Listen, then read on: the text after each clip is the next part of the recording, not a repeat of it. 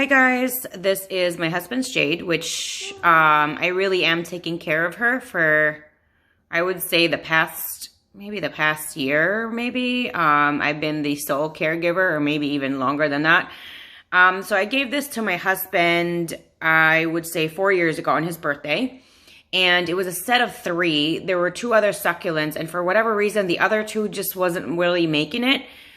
I think this was one of our first plants in our new home when we first moved out here. And due to like relocation and just, we had a different lifestyle before in which we just kind of relocated a lot. And a lot of times, you know, when you do that with a plant, it's very frequent. They could actually go through a lot of transplant shock, and they can't acclimate really well, you know, lack of the kind of direction of light that they were used to from south to east. That's a really big difference. And that can actually, you know, just slowly get the plant very unhealthy. So anyway, we pretty much started with 0 plants at some point. And so I gave him this a few years ago.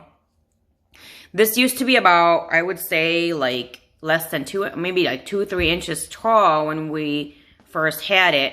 And now she is really massive. She sits in this giant pot. It is not all rock. He preferred all rock.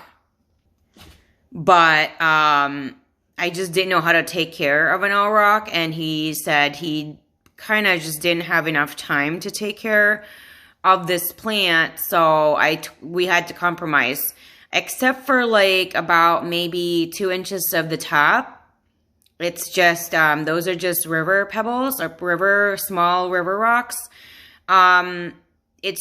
This is really, really top heavy. So if the rocks weren't there to stabilize it, it would really topple over. The rest is cactus soil in there. So that's majority cactus soil.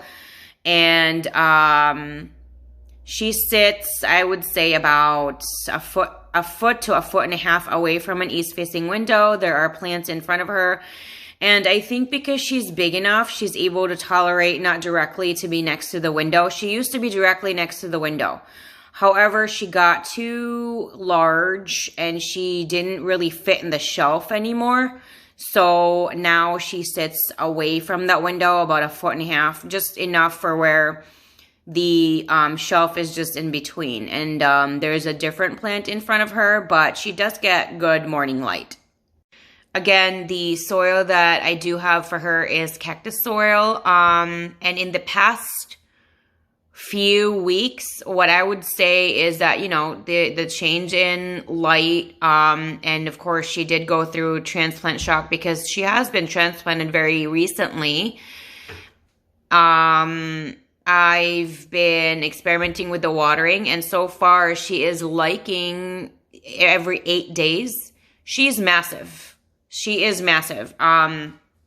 This pot really has given her extra room with, you know, more room for growth, but she really is massive. My husband actually designed the Jade to look like this, and there has actually been clippings in which he also has 2 other Jade plants because of that. I mean, 2 other ones, and they're pretty big. And I think he gave me some clippings too that I did propagate. Some of them really are, I think if you've watched my other vlogs, you would have known that there were ones that used to be his clipping and that he actually threw out because they rotted, all that stuff. And as you can see here, he clipped it here. And this, again, this plant is only, I think, less than 4 years old. And as you can see, when we first got this, it had no bark, and the stems look like this. It was all green, and now it's very thick. I have a medium size hand, and I have skinny fingers. But just look at how thick even this one is skinny. Look at how thick it is, and the bark. Well, my husband has more plant experience than I do, and what he says, whenever you get bark, that was my son. Whenever you do get bark in any plant, it's always a good thing because that just means the plant is happy and healthy and is just getting stronger. So it really is a big difference when you do see your Jade starting to bark. Don't be worried and don't be scared. Be very, very excited. That just means you're doing everything right. Again, she sits about a foot and a half away from an east-facing window on the first floor. She does get sometimes some extra light, artificial light, and that's just when it's dark out. I do turn the lights on, and that's for me. And most of my all my lights are LED, and most of my lights I have changed to plant lights, even like the ceiling light whenever there is a plant in the room, so that I can benefit from it, and so can my plant babies. And again, currently she's being watered every 8 days. I would say I water like maybe at least 2 to 3 cups.